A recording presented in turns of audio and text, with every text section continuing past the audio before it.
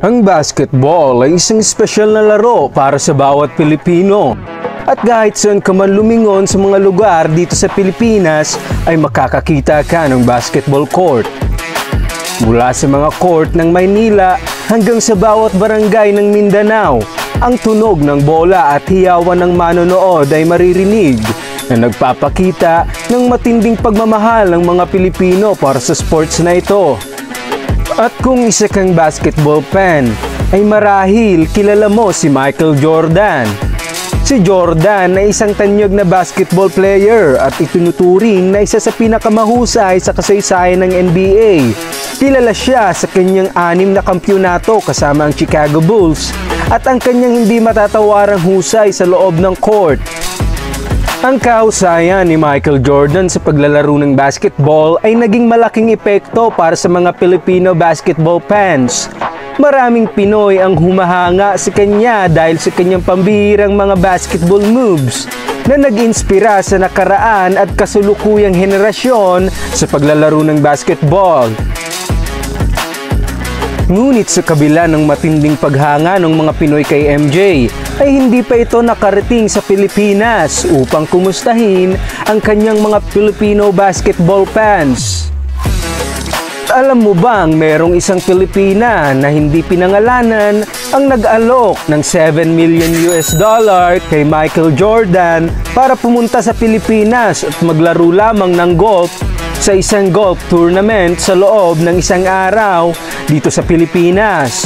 Ngunit ito'y tinanggihan ni Michael Jordan.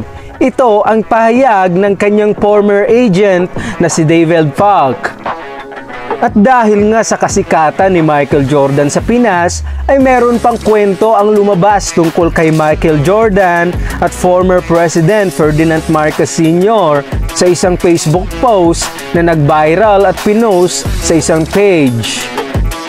Ayon sa post, noong December 24, 1969, di umano ang pamilya ni Marcos ay pumunta sa Wilmington, North Carolina para sa isang bakasyon. At ang Pangulong Ferdinand Marcos ay naglalakad sa isang parke at nakita ang isang payat na bata na humihingi ng pagkain. Kaya naman binigyan niya ito ng isang buong kahon ng Nutriban na isang uri ng tinapay. At sinabi umano ni Presidente Marcos sa batang lalaki, "Kunin mo ito, bata. Balang araw, magiging tanyag ka." At ang bata ay lumaki na si Michael Jordan. Ngunit ito naman ay agad na pinabulaanan. Ang sabi-sabi na binigyan ng dating Pangulong Marcos ng Nutribans ang batang Michael Jordan ay isang fake news. At ayon sa official gazette, wala si Marcos sa Amerika noong taong December 24, 1969 base sa kanilang record. Ngunit bakit nga ba kahit kilalang kilala at marami ang humahanga kay Michael Jordan na mga Pinoy ay hindi ito kailanman pumunta sa Pilipinas? Hindi kagaya ng ibang basketball superstars na sina Kobe Bryant at LeBron James na ilang beses nang pumunta sa Pinas. Ano kaya ang mga dahilan sa likod ng kanyang pag-iwas sa pagbisita sa bansa? Sa kabila ng napakalaking impluwensya niya sa mga Pilipinong mahilig sa basketball.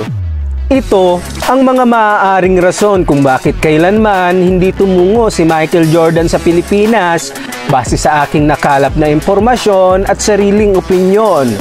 Unang maaaring rason dito ay ang kanyang pagpepreserba sa imahe ng kanyang brand dahil sinisigurado ni Jordan na lahat ng kanyang partnership at endorsement ay may magandang epekto sa kanyang legasiya bilang isang sports icon. Dahil dito, si MJ ay hindi basta-basta tumatanggap ng mga imbitasyon mula sa kanino man. Isang halimbawa nito, ang pagtanggi niya sa alok na $7 million para pumunta sa Pilipinas upang maglaro lamang ng golf sa loob ng isang araw. At maging ang pag-imbita sa kanya sa isang event at inalok ito ng $100 million para sa 2 oras lamang na appearance na kanya ring tinanggihan. Ang pagtanggi ni Michael Jordan sa mga imbitasyon ay hindi lamang tungkol sa pera. Kahit malaki ang mga halagang inaalok sa kanya, mas pinapahalagahan niya ang kanyang integridad at kredibilidad. Pinipili niya ang mga oportunidad na naaayon sa kanyang personal na prinsipyo, kagaya na lamang ng pagtanggi sa isang alok na maaaring makasira sa kanyang reputasyon o magpababa ng imahe ng kanyang brand. Pangalawa ay marahil dahil ito sa kanyang exclusive brand endorsement, tulad na lang ng kanyang partnership sa Nike para sa Air Jordan line.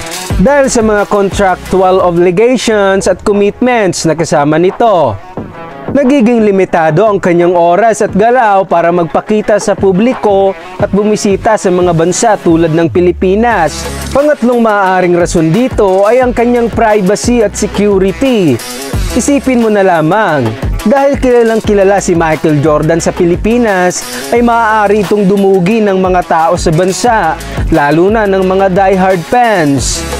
Kaya naman, ang pagpunta niya sa bansa tulad ng Pilipinas ay maaaring magdulot ng panganib sa kanyang seguridad at pribadong buhay. Napakahalaga para kay MJ na mapanatili ang kanyang privacy upang maging ligtas ang kanyang pamilya sa anumang panganib. At panghuli ay maaaring dahil ito sa kanyang personal na desisyon. May mga bagay na maaaring mas binibigyan niya ng halaga kaysa sa anumang alok o imbitasyon. Kagaya na lamang ng paglalaan ng oras sa pamilya o mga kaibigan o sa kanyang sariling mga kagustuhan. Sa gantong paraan, tinitiyak ni MJ na ang bawat hakbang na kanyang ginagawa ay naayon sa kanyang personal na interes at kasiyahan. At yan ang ilan sa mga maaaring dahilan kung bakit hindi kailanman bumisita si Jordan sa Pilipinas. Note lang mga boss, na ito ay base lamang sa aking sariling pananaliksik at opinyon.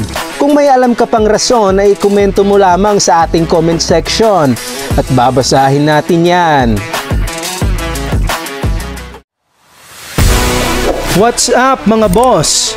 Kung gusto mo pang makakita ng mga ganitong video, ay huwag kalimutang mag-like, share, and subscribe.